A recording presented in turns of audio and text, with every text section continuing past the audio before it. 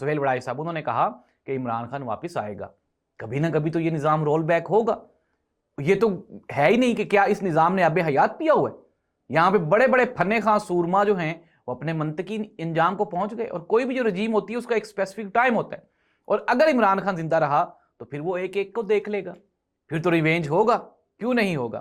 تو ناظرین یہ پاکستان کی صورتحال ہے، اور اگر کلیکٹیولی جو خبریں ہیں وہ یہی ہیں کہ وقتی طور پہ حکومت سٹیبل لگتی ہے، لیکن حکومت کے لیے جو دو چیلنجز ہیں وہ آج بھی ننگی تار کی طرح کھڑے ہیں. سب سے بڑا جو مسئلہ ہے وہ ہے عمران خان، اور جو دوسرے نمبر پہ مسئلہ ہے وہ ہے معاشی بحران. آج شہباز شریف صاحب نے ڈونلڈ ٹرمپ کے ساتھ ہاتھ بھی ملایا اور ان کے کان میں سرگوشی بھی کی، اور ساتھ میں ایک اشارہ بھی کیا. اشارہ غالباً انہوں نے فیلڈ مارشل کی جانب کیا ہوگا کہ وہ بیٹھے عاصم منیر صاحب، کیونکہ ظاہر سی بات ہے ہمارے پاس پوری دنیا کو دکھانے کے لیے سوائے فیلڈ مارشل کے اور کچھ بھی نہیں ہے.